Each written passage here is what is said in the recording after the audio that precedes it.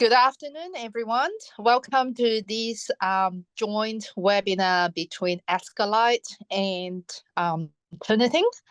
So it's great to see that there are a lot of registrations, and I can see people are jumping to 400 now, and I think there will be more people coming in. So welcome along. First of all, I would like to do the acknowledgement of the country on behalf of the ASCILITE and the Turnitin. So ASCILITE acknowledges that the Aboriginal and Torres Strait Islanders peoples as the first Australians, whose lands, winds, and waters we now all share and pay respect to their unique values and their continuing and enduring cultures, which deepen and enrich the life of our nation and communities. So, who is going to share the slide?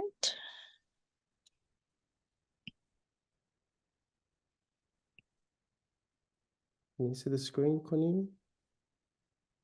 Okay.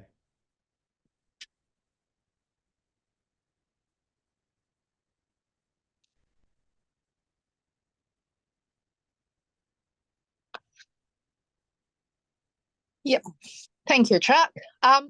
So before we begin the webinar today, I would like to quickly introduce to some of the events and things that we do at ASCILITE, and feel free to get in touch with us if you are interested. Most of the things are for non-members as well, so you don't have to be a member to take part in these activities. For example, the blogs, we welcome you to write any technology enhanced learning related blogs or podcast. So if you want to create some sort of podcast, that's fine as well. And as long as it is technology enhanced learning related, just to let you know, podcasts have a DOI, so that may be appealing to some of the academics who would like to use it as one of the scholarly output. We do have mentoring programs, which is expanding from year to year. So we have three mentoring programs at the moment. One is the long-established community mentoring program, and we have one for women for leadership for professional staff, as well as women for leadership for academic staff. And we have webinar like today, and every month we have one. And watch the space for the June until November. And also we have the journal, which will link to this conference. So this year our conference is hosted by the University of Melbourne. So I hope to see most of you or all of you at the University of Melbourne at the beginning of December. So that is all from me, and I will hand over to our Turnitin organizer, Chuck. Hello, everyone, and welcome to another webinar today. Just before we begin, I just want to do a quick helicopter ride off the housekeeping rule. There is no chat in today's webinar. We do have a Q&A. If you have questions, you can always type them in the Q&A. We've got our team here on deck who will be responding to your questions as you write those down. The chat is being disabled, and you can't even raise your hand in this webinar. We've done this intentionally because we can't track the number of questions that go into the chats. And although we do understand the need for engagement, we want to try and keep this as quick to time as possible, at the same time be able to moderate the sessions. Now, before we begin, I'm going to launch a poll on your screen shortly. You would see a 5-question poll, and we're just going to give you 3 minutes to respond to the poll. There are 5 questions, so feel free to respond to it, and this will help us tee into today's conversation, which is looking at how we mitigate the risk to academic integrity.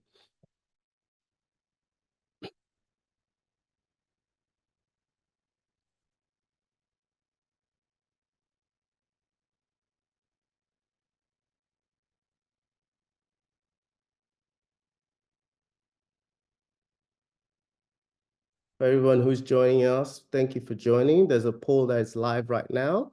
We're giving you another minute and a half just to respond to the questions, and we will display the results and tee in the conversation for today.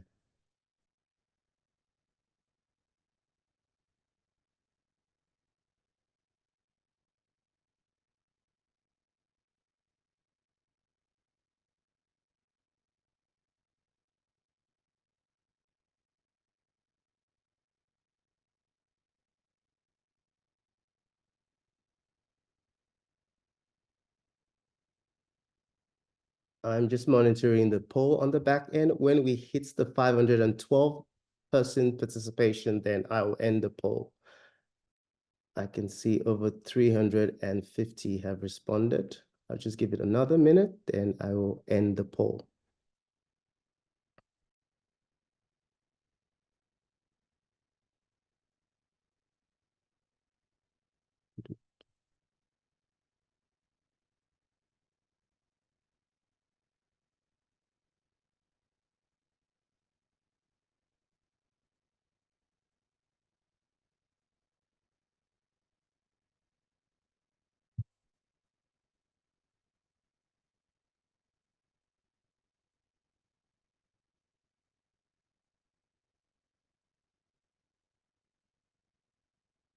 Another 30 seconds, we're almost there.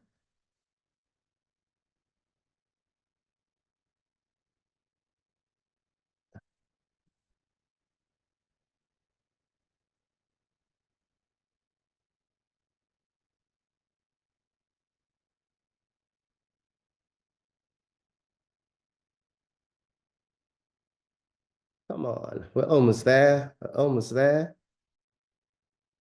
That's 458 persons, looks good.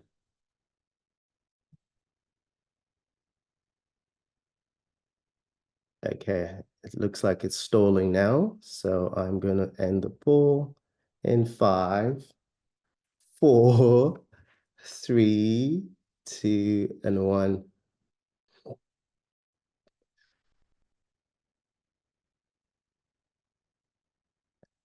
So I think one of the first questions I'm just going to hit respond to only the first question we've asked in the poll. How familiar are you with the concept of generative AI in detecting academic misconduct? It looks like 57% of the 469 persons who responded to this are somewhat familiar.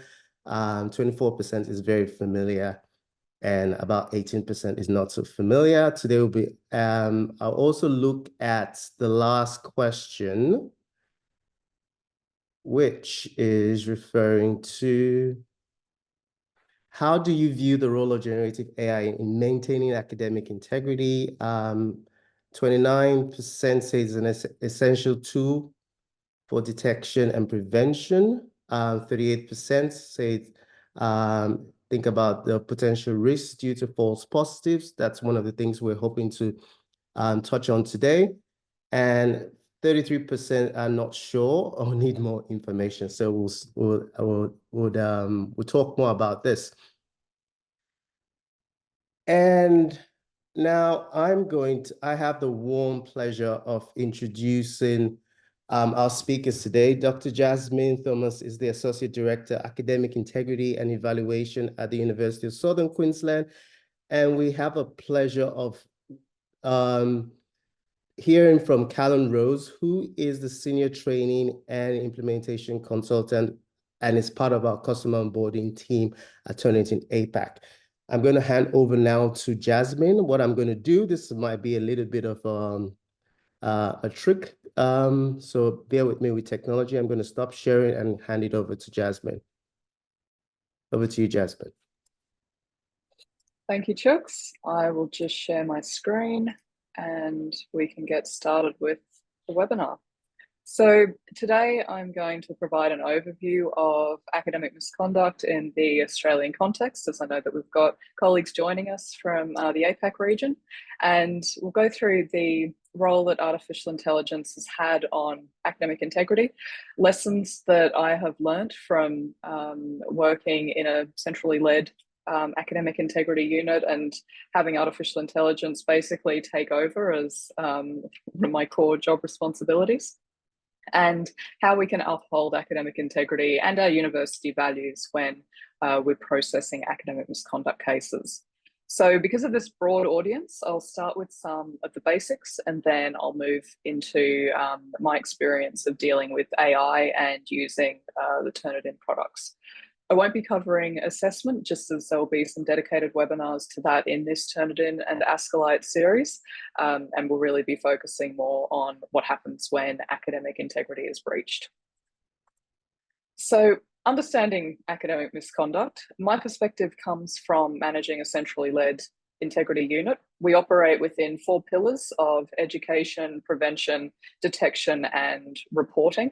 So we cover things like educating staff, trying to educate students in preventative activities, detection, which is one of our biggest value adds for the university, and then of course reporting on this up to academic board for governance mechanisms, but also reporting back to schools and academic staff so that they have the data they need in order to change their assessments or update things or notice patterns and trends within their cohorts and that type of thing. So I'll mostly be discussing things through the academic misconduct lens, as a different area of the university is responsible for assessment and learning and teaching, although it is very difficult to separate the two. You really can't have academic integrity without having strong and robust assessment approaches. But for the purposes today, I'll be focusing more on academic misconduct. And of course, it's wonderful to focus on all the opportunities that AI is affording students and academics and all the innovative ways that we can educate and assess. But in my role, I deal with what happens when integrity is breached and what happens with that small percentage of students, and how can we help them to recognise what behaviour might be incompatible with university policy and values, and what sort of educative interventions can we apply to make sure that they succeed in their degrees.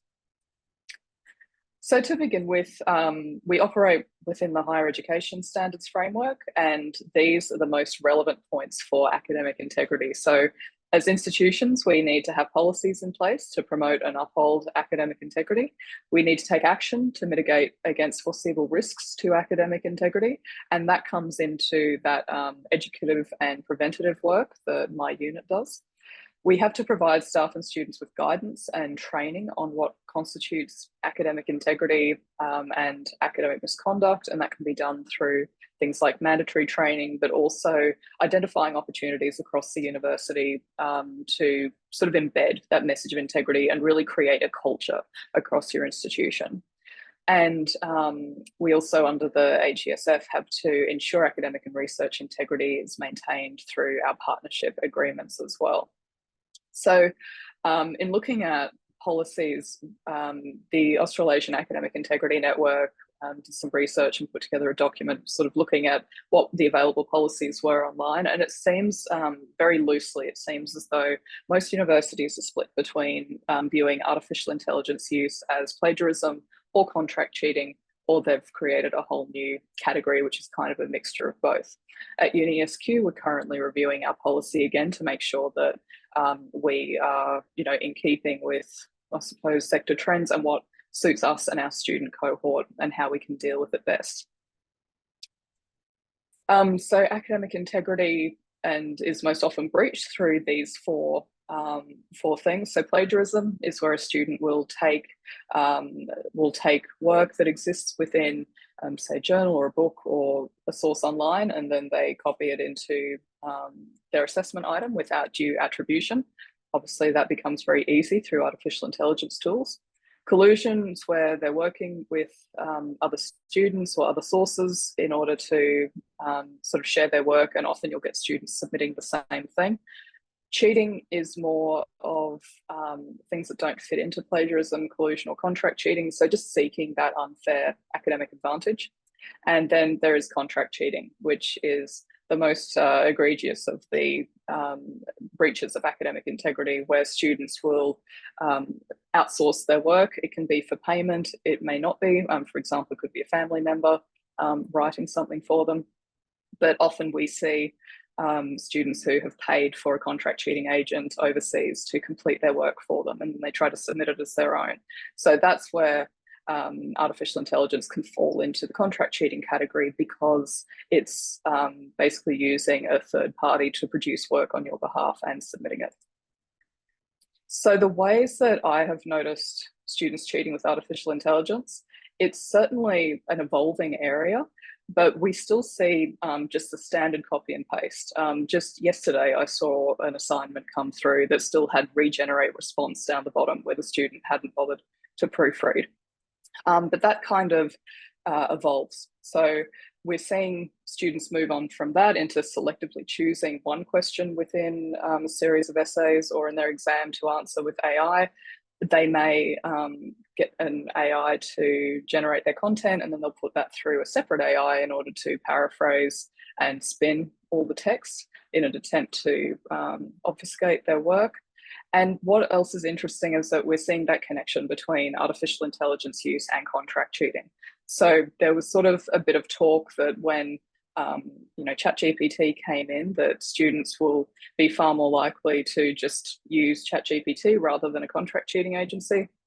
But what we're seeing is through, which I'll go into further in this presentation, is students who have still paid someone to do their work for them, but then the agent has used ChatGPT instead. I had one student response that was quite indignant about the fact that that had happened and they wanted their money back. So it's certainly all connected. From the UniSQ perspective, this chart demonstrates the assessment items that we see the most academic misconduct on. Of course, essays and reports and exams, those are also the most used assessments across the university. Our reporting incorporated contract cheating as artificial intelligence use. So you can basically look and see that anything that is the gold coupled with the plum color, that's basically artificial intelligence use coupled with the more traditional contract cheating. So it certainly declined and was less obvious in things like reflections, planning documents, portfolios, but I just thought that it would be interesting just to share what we're dealing with in terms of assessment. And there's no, there is no silver bullet, there is no perfect assessment item, but there are certainly ways that you can minimize the likelihood of artificial intelligence use. And a lot of it is down to opportunity. So making sure that it's not easy for them to do it, or better yet, how have you been able to actually incorporate it into assessment instructions? How can students work with artificial intelligence? That's the type of thing I think that we'll eventually see these reduction in numbers. But like I said, that's for another webinar. So I just have an example here of an assessment item that we had where a student used artificial intelligence, which was picked up through the Turnitin AI score, and then they put it through a paraphrasing generator. So no proofreading at all occurred here.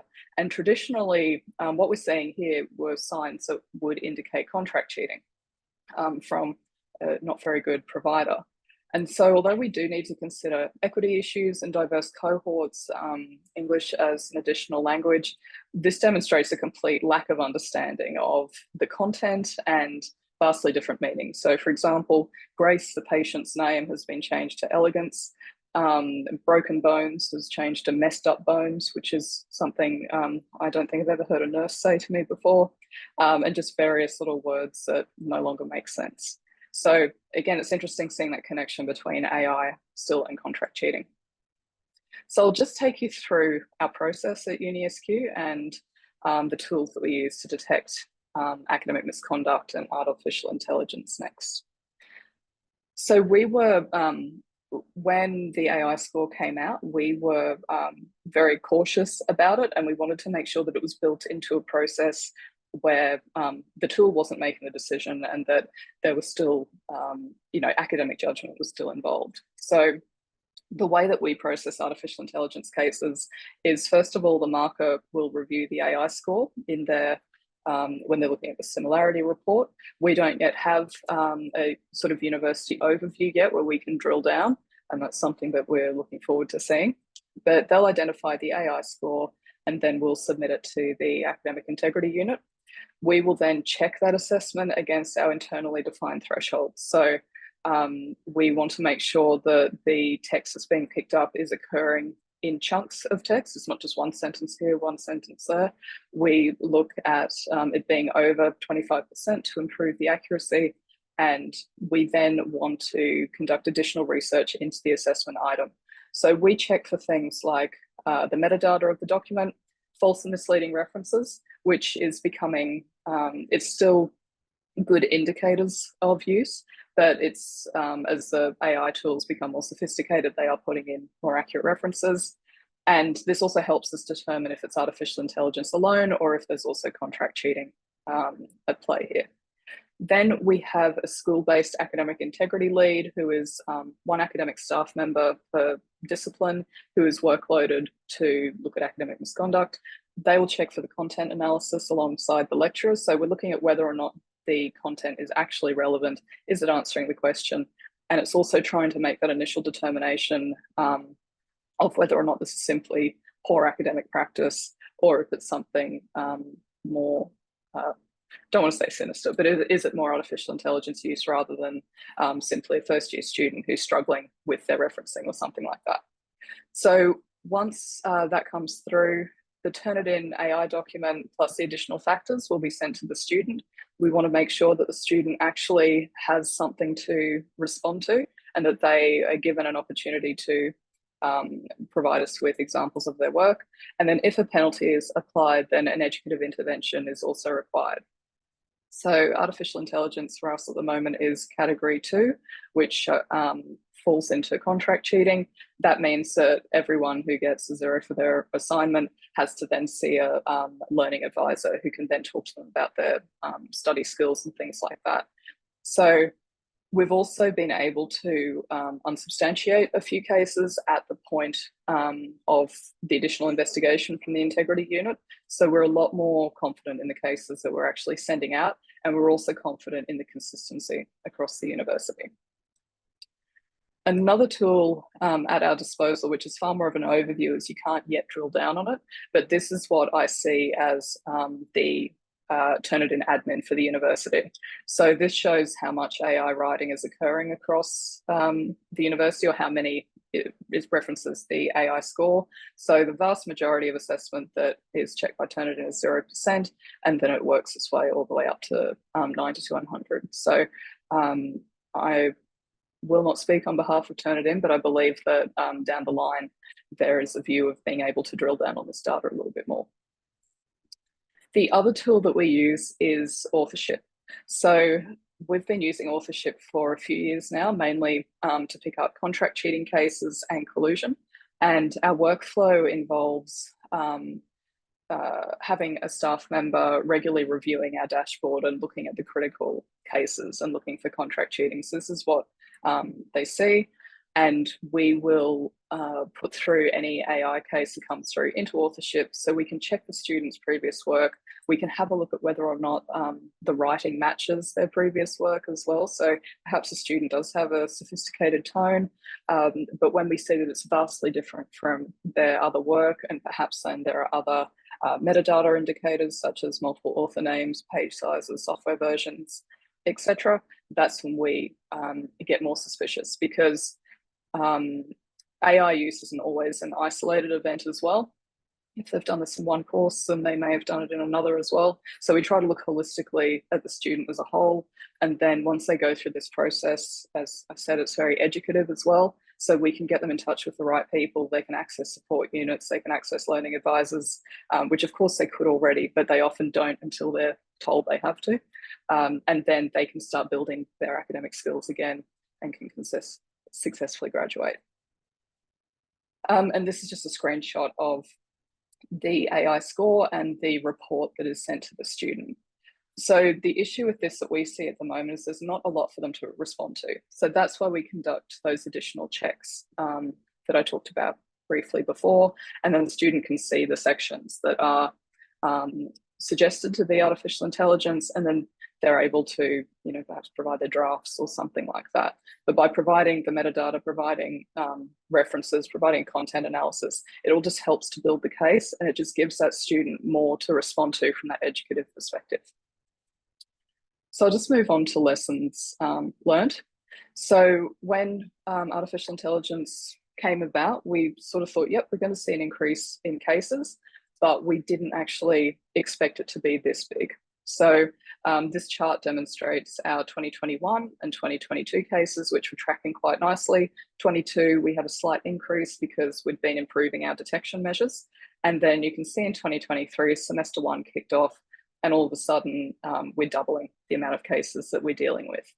So the first lesson that we've learned is that students have certainly been using artificial intelligence, and it's not, just to reiterate, when I say using artificial intelligence, this is using it in a way that the course coordinator has not permitted.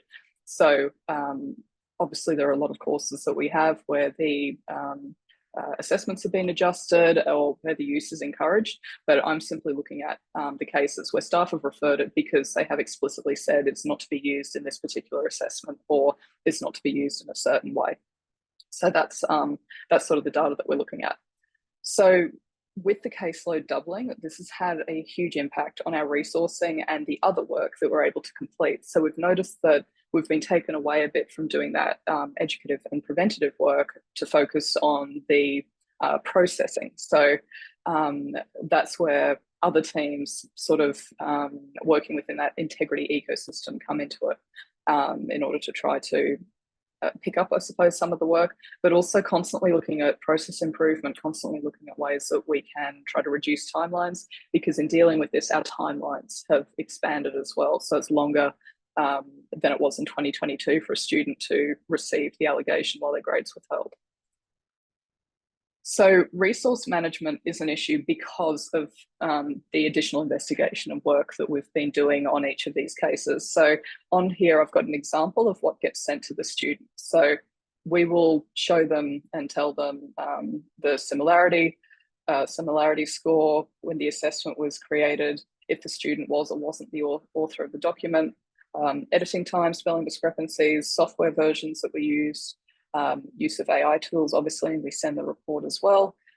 We note whether the technical data is suspicious or not, and where the student is within their program, because if they're within their first four courses of study, we consider that to be, the inexperienced student, whereas if it's over that or it's postgrad, that's considered experience. So all those factors go to the student so they have something to respond to.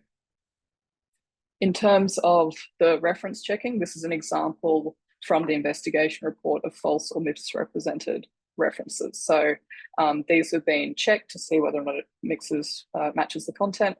So for example, this was a assignment on digital asset management dams, but the actual sources throughout were referring to dams and bodies of water. So we knew that that wasn't in any way linked to the actual assessment item. So our third issue has been institutional decision-making, which I think is something that many universities and institutions are still grappling with. So these are some of the broader issues that we still don't have concrete answers for. So our current position is AI use is not permitted unless the lecturer specifies it. So in terms of this, how do we make it consistent? Which area is making these decisions? Are we leaving it up to the lecturer? Are we having a central L&T unit decide? Is it coming from academic board? All those types of things. There's also the speed of change. So thousands of these softwares have come out. Students are using it differently. Staff need to keep up with all the developments. So how can we best approach this as an institution? How can we make sure that all staff and students are on the same page? And as we move from limited use to guided use to acceptable use, what does it actually look like? What's best practice? What works well for our students specifically? So these are still questions that we're still asking, that we're still working through, and we're doing this as collaboratively as possible. So while I suppose we're still grappling with these questions, we still need to identify cases of student misuse, and we have to provide them with those opportunities for them to demonstrate their learning. So in terms of upholding academic integrity, it's important that we're transparent, fair, and accountable, much like we expect our students to be when they are submitting assessments. So to be transparent, extensive communication has to occur. So these are things like making sure students are receiving direct communications, their mandatory training is updated, This is just a screenshot from our website to show, what is academic misconduct, artificial intelligence use, how to reference, all those type of things.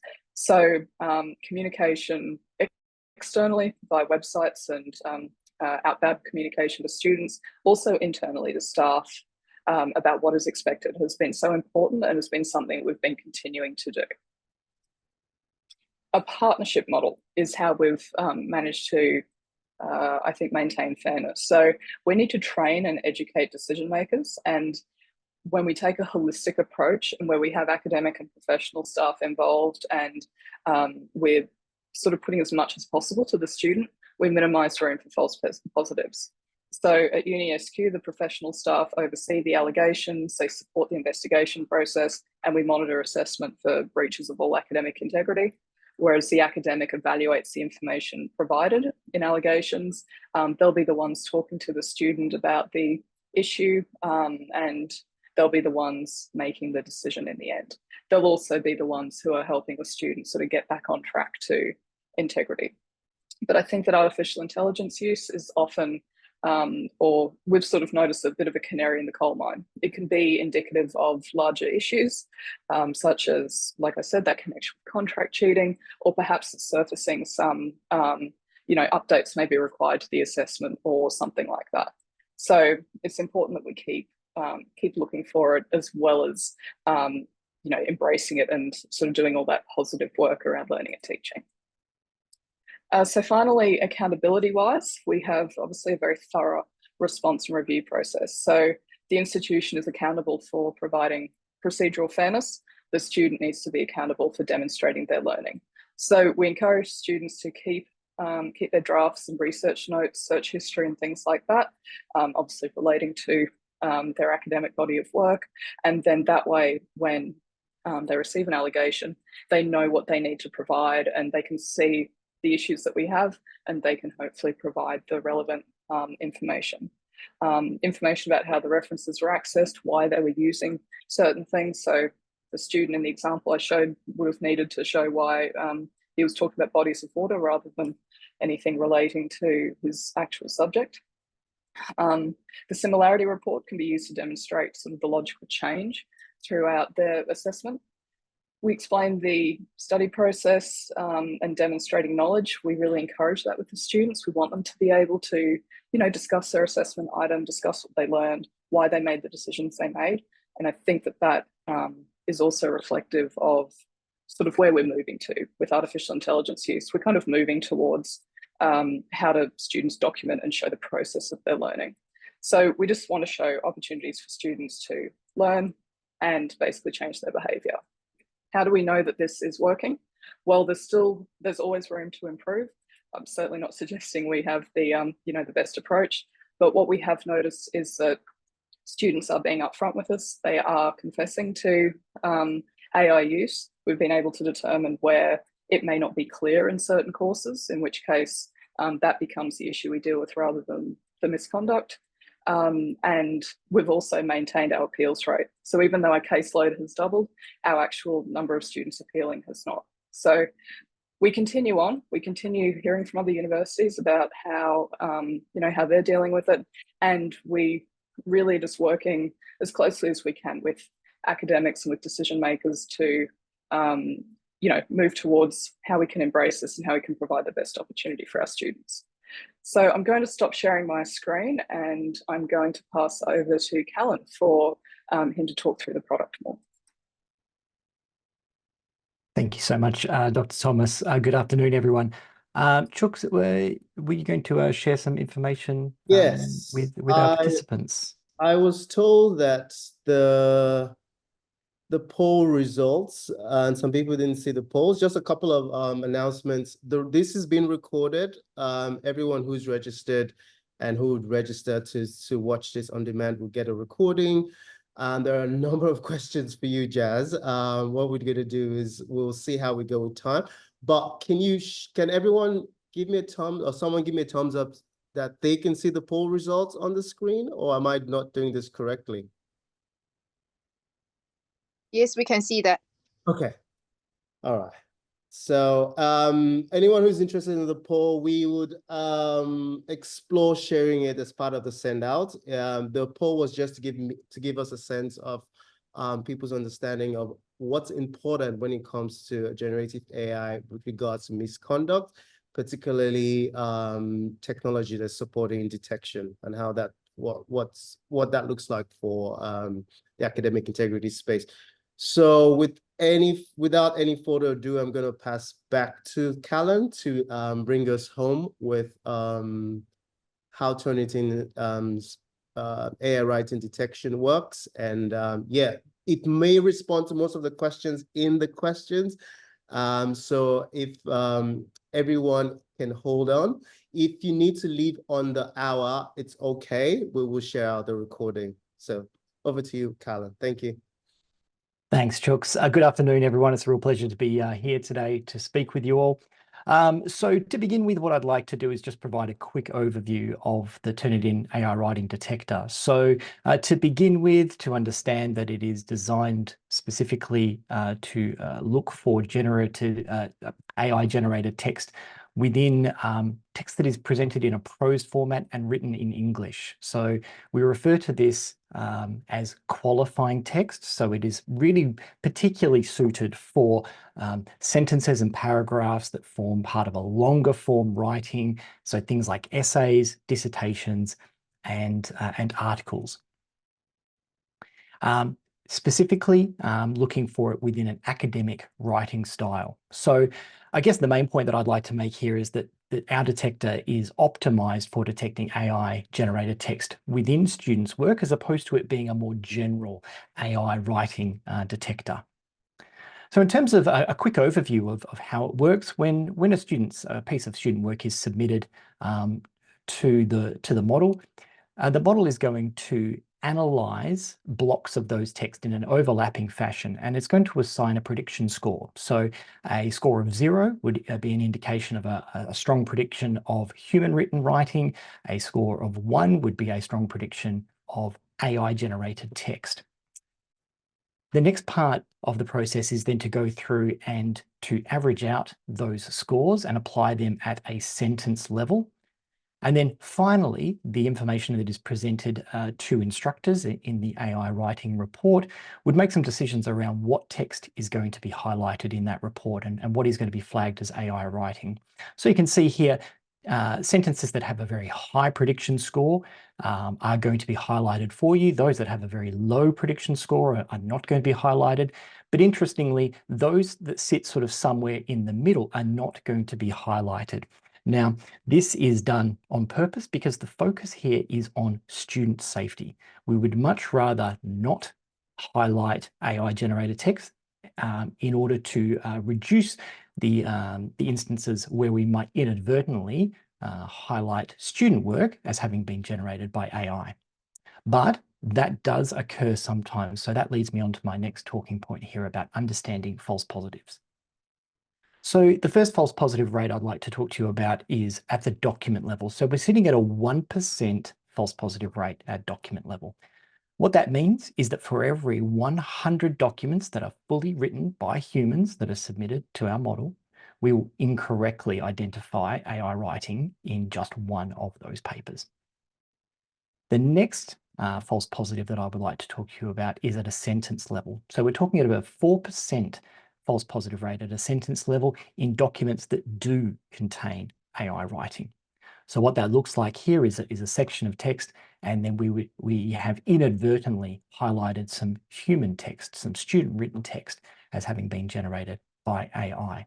Now, there's a set of data that sits behind this particular figure as well, which is that in 80% of cases, this false positive occurs within 3 sentences of actual AI text.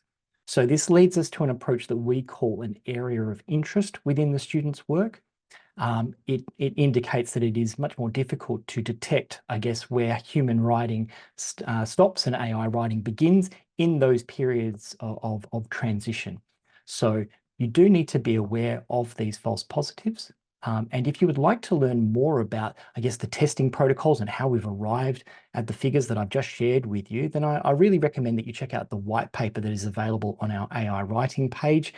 You can see that the URL on your screen and a QR code as well. And I believe that my colleagues are sharing a URL with you all as well via the chat. On that page, you'll find additional research in relation to things like how our AI detector works with people with developing English language skills, and how our AI writing detector compares to other AI detectors that are on the market currently. You can also subscribe to our blog to keep up to date and get access to educator resources. But now I'd like to take you into the AI writing report and just show you a very quick example if you get to see it in real time.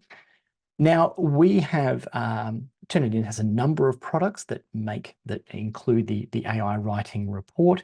So the AI writing report always looks the same, even if the method of accessing it within your particular product might be a little bit different. In the one that I'm using here, it's accessed via this tab at the top of the page. You might be using it in a product where it is accessed via a button on the right-hand side of your screen. But regardless of the method of access, the AI writing report looks the same. So what we've got here to begin with is you can see this AI writing percentage here. Now, it's really important to consider this number in relation to this next bit of text underneath it, where it says 24% of the qualifying text in this submission. So a really important thing that we need to do when we first consider this number is how much qualifying text is there within the document. Now, I mentioned earlier on one of my previous slides, qualifying text being English written text, or text written in English, sorry, I should say, and that is presented in a prose format, so sentences and paragraphs. So what we might need to do is consider how much of the work that's been submitted to us by the student is written in a prose format. Now, what we have here on screen is a sort of a 3,000 word essay here. As I'm scrolling through, you can see that the majority of this document has been written in prose format. Okay, there is a section here at the end, this reference section, okay, but the majority of this document has been written in a prose style. So we can confidently assume that this 24% that we're seeing here relates to this almost the entirety of this word count. So we would be looking at about 750 words or so of AI generated text within this document. So I'm going to focus just very briefly on this area in particular within the student's work.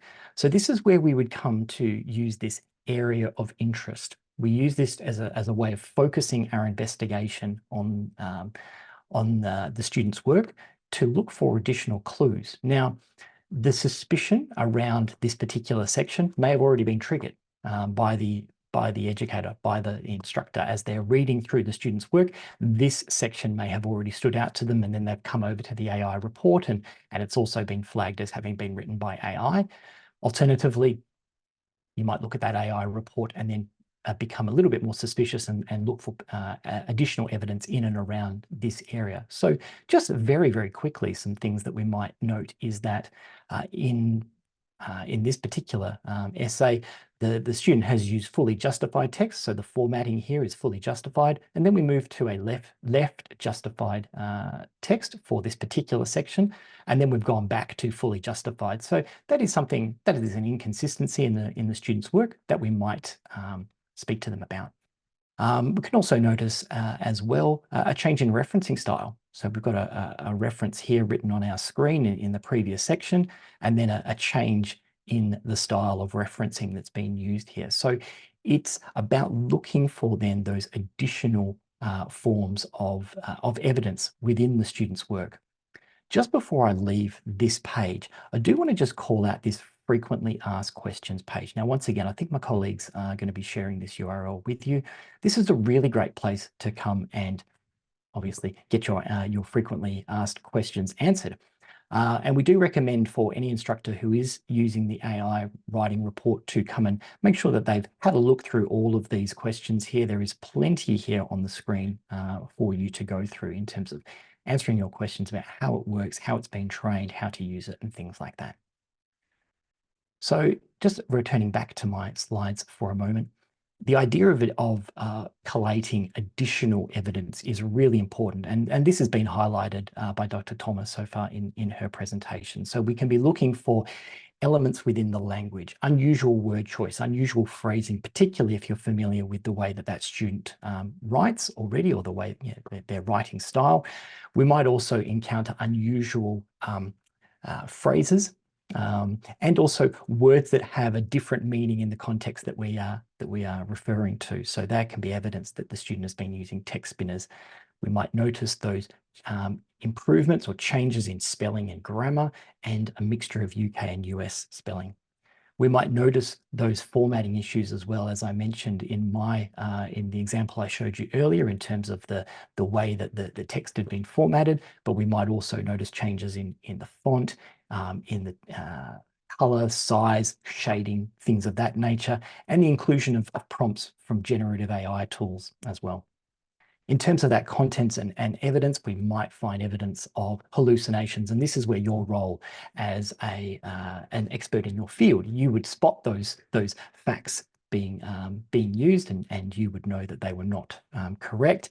You might notice a lack of evidence or quoting, or changes in that throughout the student's work. The areas that have not been flagged as AI might have a greater amount of direct quotation, and then we flick over to those areas that have been highlighted as AI generated, and there's indirect quoting, or there's citations provided but no direct quotes. So we might see changes like that occurring within the student's work, invalid sources and citations, and an inconsistent referencing style, so changes in referencing throughout the rest of the document. And then we have our text manipulation techniques as well. So these are the techniques, the hidden text, the replace characters that we can find throughout our students' work. So really, the approach here is to combine your experience as an educator and your expertise as a subject matter expert with the tools that are being provided to you, with the AI report, with the similarity report, to identify those extra areas within the student's work to help quantify the suspicions that you have. This is going to lead you into a much more transparent and productive conversation that you can have with the student, with clear examples that you'd like to discuss with them. Now, if you'd like to know a little bit more information about the AI writing detector and about some of the approaches that we've just discussed here, we've run some webinars on this topic. You can see those QR codes on your screen right now. And I believe that my colleagues, once again, are sharing those URLs, and they will go out as part of the follow-up email as well. So I really encourage you to take a look at the work that we've done in this area if you are interested. I am having to be very brief for time constraints here on this particular session. So a bit of a summary here. The AI percentage is not a judgment tool. Okay, you can't make those high-level assumptions about the work based purely on the percentage that you're seeing there. You really do need to consider it in relation to the amount of qualifying text. Use it to use the report to identify those areas of interest, areas where you can focus your investigation in terms of looking at the references and the citations in particular around those areas that have been flagged as being AI generated. And then ask yourself, what other clues exist within the student's work that support my suspicions? What other inconsistencies can we find within the student's work that we might question about the student in a dialogue, in a follow-up conversation about their work? So finally, I'd like to, I guess, finish off by talking about a holistic approach. And this is, I guess, something that Dr. Thomas has talked about already so far, and it's certainly outlined within the framework. It's not just about the detection and the investigation side of things, which is, I guess, what I've been speaking about with you here. It really is about looking about what can we do upstream to address these issues and indeed mitigate the risk of generative AI use within our students' work. So what I would like to do is refer you to our Academic Integrity in the Age of AI website. So you can see, once again, we've got the QR code on the screen, and the URL will be shared with you. So within this page, you're going to find resources for you as an educator. I'd like to just sort of draw your attention to a few of them as we work our way through this page here. So a guide for approaching AI-generated text in your classroom. That is going to bring you to this document here that's going to outline 11 strategies for you to use. So this is a bit of a framework for you to approach that's really going to support that holistic approach to addressing this at your institution. As we work our way down, we come to some resources that are more focused on the educator in the classroom. And in particular, I'd love to draw your attention to these two resources here, these AI misuse checklist and rubric. Now, these are not for evaluating AI misuse within your students' work. These are for you to use to evaluate your current assessment tools to see, are there opportunities for you to strengthen those tools and make it more difficult for students to use AI writing, AI generative tools to help produce their work. So you can see here that as you're working your way through, you might consider the role that the student voice plays within your assessment, critical thinking, sources and citations, personalization. Where does it sit on this spectrum? And what can you do to maybe improve or tweak your assessment tools to make it more difficult for students to use generative AI tools? As we come down here as well, you'll see that we've got some resources to support you to have those conversations with your students, and then some resources to use in class to unpack the use of AI misuse and use with your students. And finally, some student resources here about supporting them to have those conversations about AI use within their work.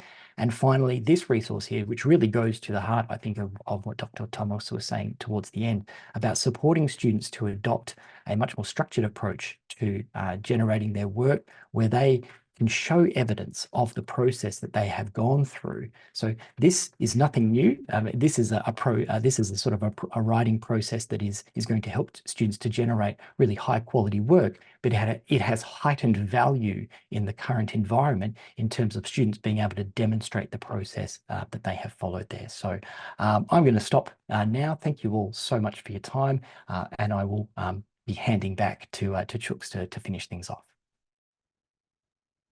Excellent. Well, nicely done, Callan. We do have about, I'll say, 5 minutes for questions. I've been reading a number of questions, and what I'm going to encourage as many who are typing in the questions, we may refer to these questions and use these to support how we continue to develop resources to support the education community.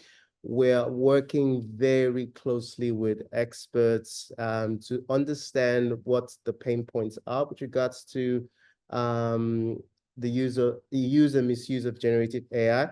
There are a number of questions with regards to efficacy of the AI detection in the Q&A. My colleagues are responding to those. There is a question with regards to setting out the questions and the responses. Now that might require a lot of work, but we'll assess the possibility of doing that.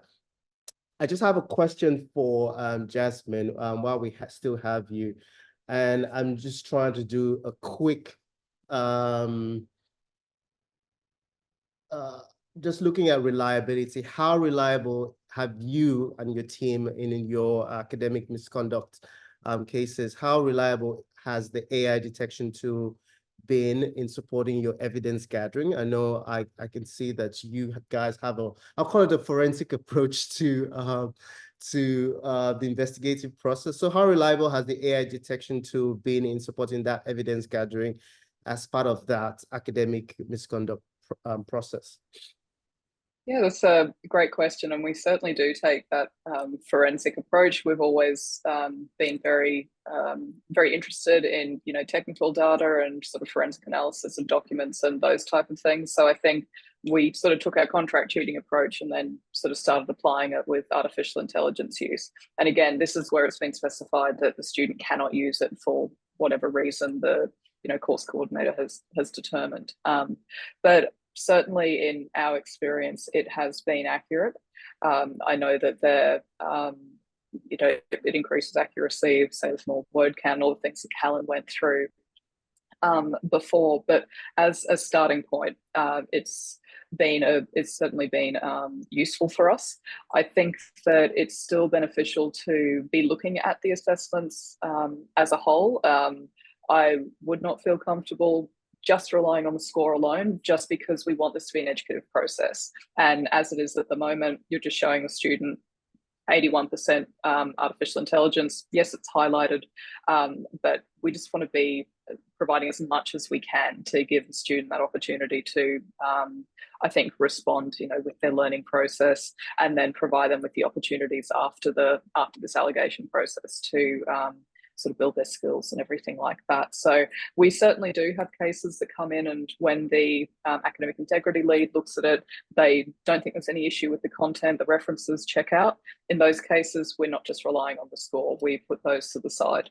So I think it's institution specific. Definitely don't want to talk to everyone with for everyone, with everyone's different resourcing and everyone's different approaches to things. But for the approach that we take, we find that it is accurate, and that I think has also been confirmed with just the amount of student confessions we've had over the last year or so, and the very low appeal rate. Yeah. Alrighty. We've got 3 minutes, and I'm not going to ask another questions because that's going to take us over the hour. So I have been trying to type back to as many people as possible in the last 15 minutes. That's totally fine. Thank you for doing that. But I want to appreciate the team that have put together today's event and the partnership with ASCILITE. There were a number of questions in regards to what people would rather see from us with regards to an ASCILITE webinar. We'll take that under advisement and see how we can frame something. So I would like to take the opportunity to say a big thank you to Dr. Jasmine Thomas and the University of Southern Queensland team for always wanting to collaborate with us and understanding how we can help support what you're currently doing. So thank you for sharing your lessons learned and your approach to the misconduct process. Thank you to Callan for doing a quick helicopter ride. There's a lot we can touch on. There are a number of resources that have been shared. For everyone who's hoping to get a recording, please, the recording will be sent out in the thank you email or the email we send after this. Feel free to write us. If you still have more questions, send them through to us. We have a teaching and learning team who can actually assess those questions and use these to support our resource development to support the education community. Thank you again to everyone for jumping on today. Remain safe, and we'll see you in the next webinar in a couple of months, hopefully. Thank you.